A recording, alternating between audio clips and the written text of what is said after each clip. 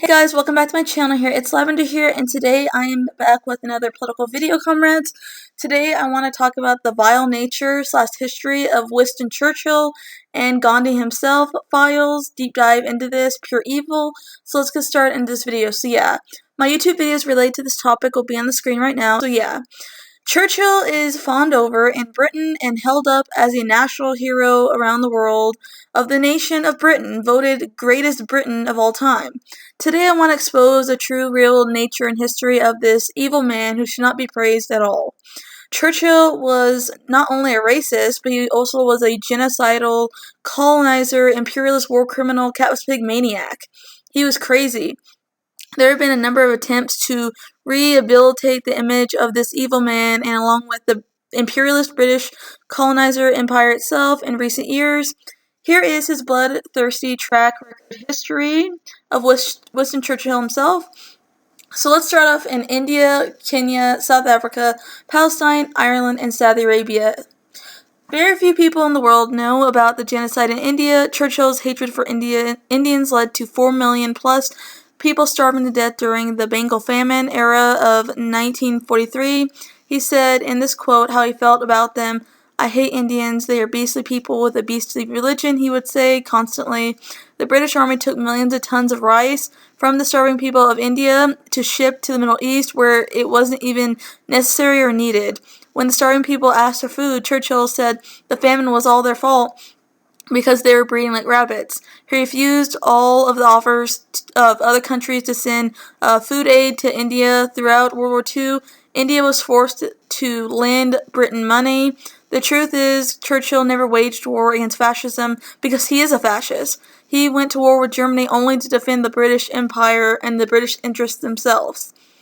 In Kenya, Britain declared a state of emergency in Kenya in 1952 to protect its system of institutionalized racism that they established throughout their colonies. So, to exploit the indigenous population, Churchill began your archetypical British supremacists believed that Kenya's fertile highlands should be only for white colonial settlers.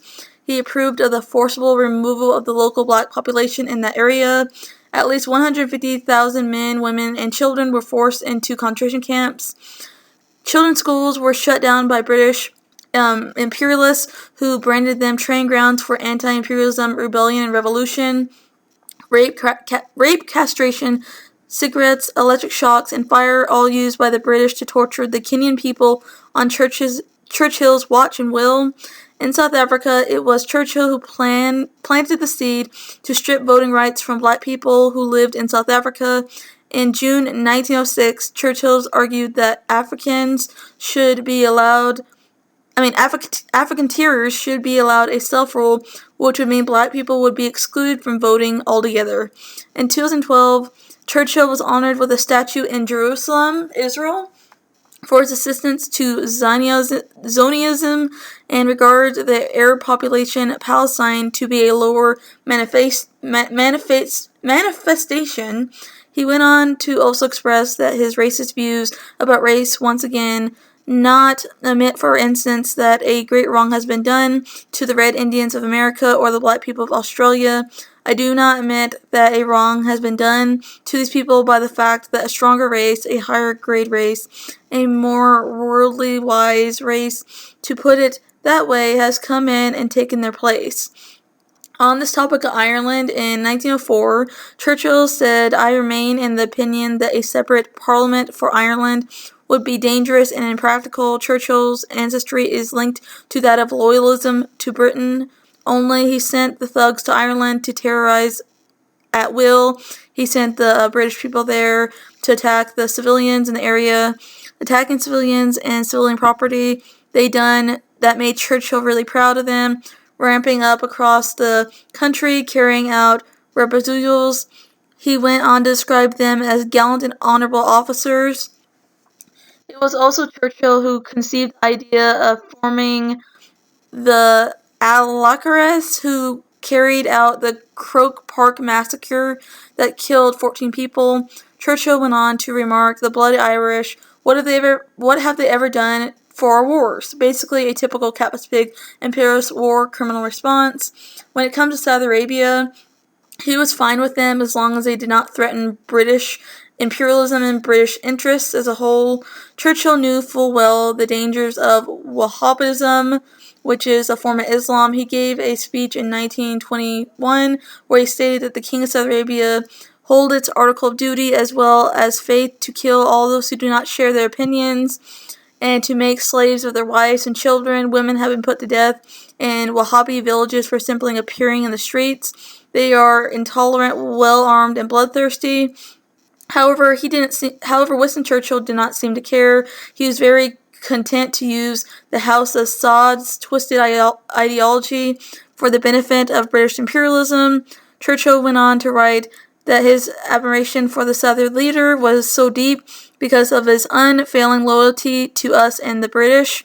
He showered the Saudi king with money and gifts, gifting him a special Rolls Royce in the mid-1940s. Okay, when it comes to in Iraq, Ghana, Iran, Cuba, and Greece themselves, Churchill was appointed Secretary of State for the colonies in 1921. He formed the Middle East Department, which was responsible for Iraq. He formed a strategy of bombing any resistance to the British colonization. Imperialist rule was now employed. Groups that tried to rise up against him were met with bloodthirsty actions. The Air Force was then put into action, indiscriminately bombing civilian areas so to subdue the population. Churchill was also an advocate for the use of mustard gas and poisonous gases on civilians. He said in a quote, "I am in strongly favor of using poison gas against uncivilized tribes, that it would spread a lively terror." Churchill on the use of gas in the Middle East and in India as a whole. Churchill ordered the overthrowing of the democratically elected leader of the British Guiana. He dispatched troops and warships to the area and suspended their constitution, all put a stop to the government's nationalization plan. When Britain seized Iran's oil industry, Churchill proclaimed it was a prize from fairy tale beyond our wildest dreams, doing the most to exclude Iranians from their natural resources and taking all for Britain, encouraging the looting of the nation when most lived in severe poverty. The civilians, the British as well, were illegally taxing the Iranian government while stealing and looting the resources. When it comes to Cuba, Churchill wrote that he was concerned about Cuba and how Cuba turned into another black republic in 1896. By another, he was referring to Haiti, which was the first nation in modern times to abolish slavery.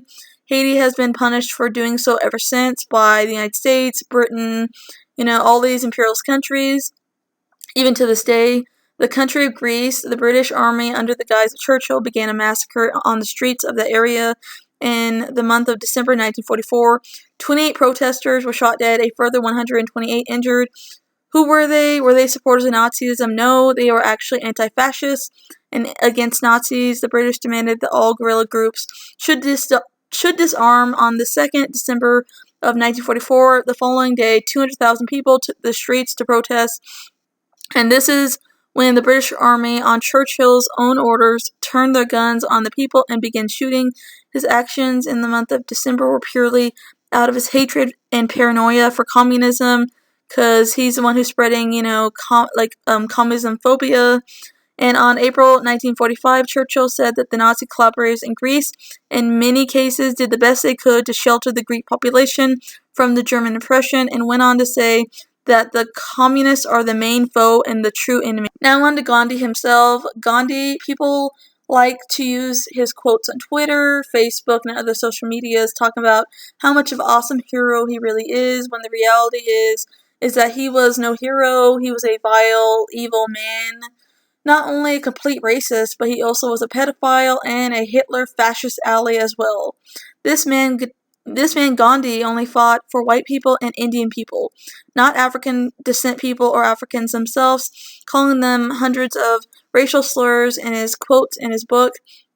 Gandhi spent time fighting for the rights of Indians in South Africa, but didn't give two shits about the local black populations there. He believed that whites should stay in power. The whole entire time he was only pretty much campaigning for the rights of Indians, simply should be given more rights than black people. He routinely called black people and Africans subhumans and savages, and how they would not marry Indian women or children. Like, he would advise Indian women and men not to marry black Africans. He hated the fact that Indian people in prison had to be housed in the same prison with Africans. He also led homophobic anti-gay campaigns as well.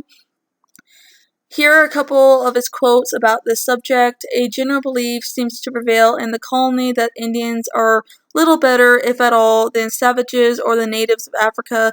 Even the children are taught to believe in that manner. Another quote was in 1903. He wrote that white people, there should be a predominant race. He also said that black people are very troublesome, very dirty, and live like animals. Gandhi and his misogyny and sexist nature he'd carry with him for the rest of his life. During his years in South Africa, he once responded to a young man's sexual harassment of two of Gandhi's female followers by forcibly making them and cutting the girl's hair off to a short length to make sure they didn't invite any sexual attention. He also was a straight-up pedophile, disgusting, vile creep. Gandhi had young women, some of them still teenagers, including one of his own grandniece, sleep naked with him in his bed at night to test himself when it came to his celibacy. Gandhi is a classic example of a sexual predator, a man who uses his position of power to manipulate those and sexually exploit young girls that he directly controls. He also operated under the assumption that men couldn't control their basic predatory impulses, while simultaneously inserting that women were responsible for and completely at the mercy of those sexual impulses. His views on female sexuality were similarly deplorable. Gandhi viewed menstruation and the female period as a manifestation of the distortion of a woman's soul by her sexuality. He also believed the use of counterpersuasives, aka birth control, was a sign of whoredom. He treated his wife like shit as well. When she came down with pneumonia, Gandhi refused and denied her penicillin that could have saved her life, the doctor said. He insisted that the new medicine was an alien-like substance in her body and should not be taken in. She later succumbed to her pneumonia sickness and died in 1944. Just years later, perhaps realizing the grave mistake he'd made, he willfully took a quinine to treat his own malaria he had. He survived. Just an awful man all around.